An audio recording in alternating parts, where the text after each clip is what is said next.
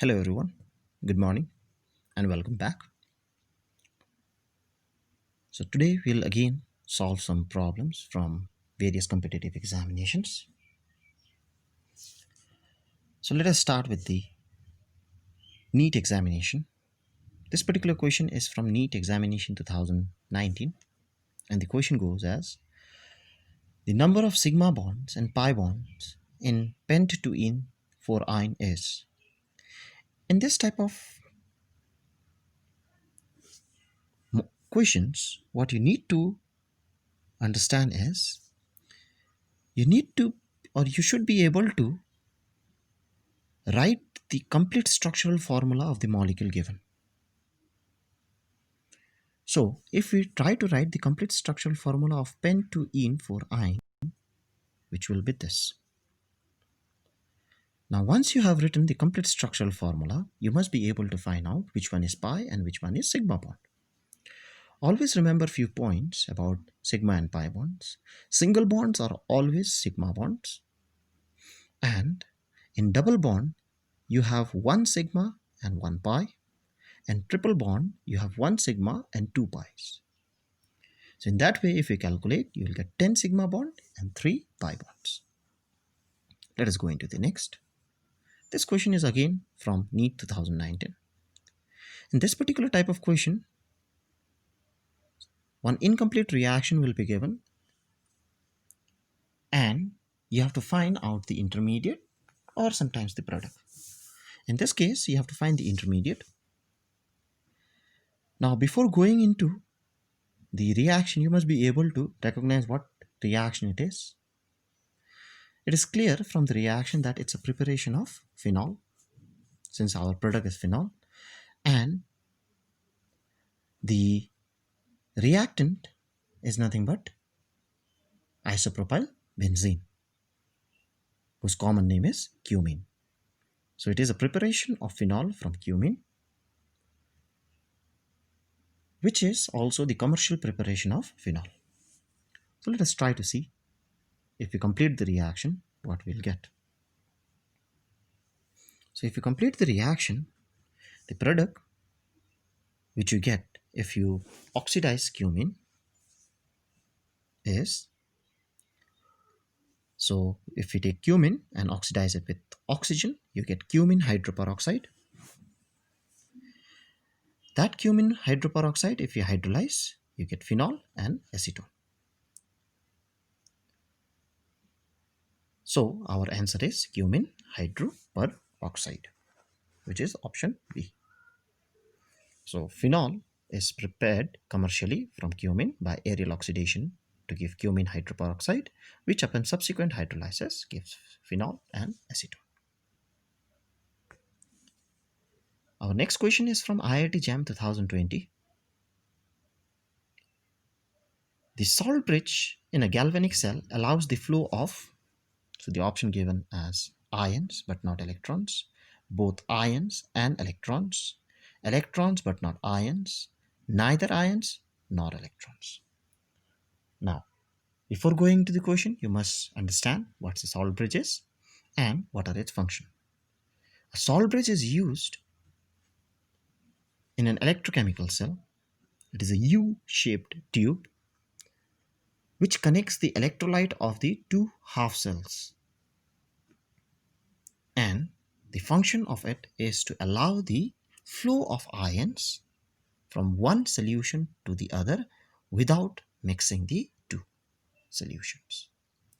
So if we try to see, so a salt bridge is a U-shaped tube containing concentrated solution of inert electrolyte which connects the electrolyte in two half cells in electrochemical cell.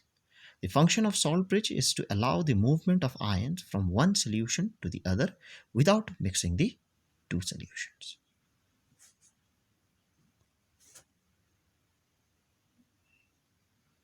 Our next question is from IIT JAM 2020 again. The question goes as the correct order of boiling point of compound 1 to 4 which is given is. So now we have to arrange this compound in order of their boiling point. Now if you try to see the four compounds which are given, out of this four, compound 2 is an ether, the other three are alcohol. Now, before going into the question, you must know some points about the boiling points of ether and alcohol. The first point is that if you compare boiling points within the alcohol, higher molecular mass alcohol will always have higher boiling points. Second, if two molecules of alcohol are isomers of each other, then the one which is branched will have less boiling point than the other, than the straight chain compound. And third, if you compare the boiling point of ether and alcohol, ether will always have lower boiling point than alcohol because alcohol forms intermolecular hydrogen bonding, whereas ethers cannot. So, if we try to compare now between these four, compound 1 is having the highest molecular mass and it is a straight chain compound. If you compare it with structure 3, structure 1 and structure 3 are isomers. The only difference is compound 3 or structure 3 is isomer and it is branched. So, if you compare 1 and 3, 1 will have higher boiling point than 3. Now, if you compare 3 and 4,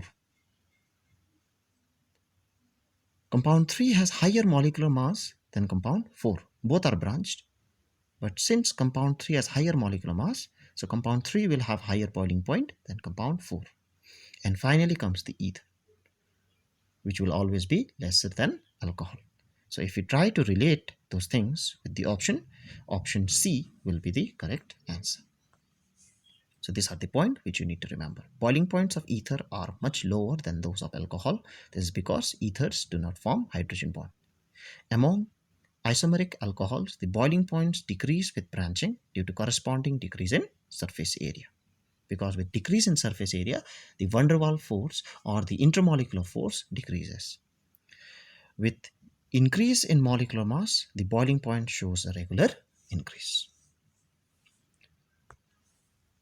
Let us move into our last question. The complex that has highest crystal field splitting energy is, so this particular question is taken from coordination chemistry or coordination compounds and from crystal field theory. Now, there is certain points which you need to understand when you try to solve such problems. If you see the compounds which are given, all are cobalt compounds or cobalt complexes, and the difference is between the ligands to which it is coordinated. Now, the relationship between crystal field splitting energy and the ligand is, for any given metal ion, the magnitude of delta, that is crystal field splitting energy, depends upon the nature of the ligand. Some ligand produce strong fields and hence splitting is large, whereas some other produce weak fields and hence they result in small splitting of d orbitals. Now, that means some ligands are strong field ligands and some ligands are weak field ligands. How to know that? For that, you need to know the spectrochemical series. So do know the spectrochemical series. So if you see the spectrochemical series, cyanide ligand is a very strong ligand. So since cyanide ligand is a very strong ligand, or cyanoligand is a very strong ligand, among the given ligand in that particular question, that means the compound K3COCN6 will have the highest splitting energy. So that's all for today. We'll meet in the next video and try to solve many other problems. Thank you very much.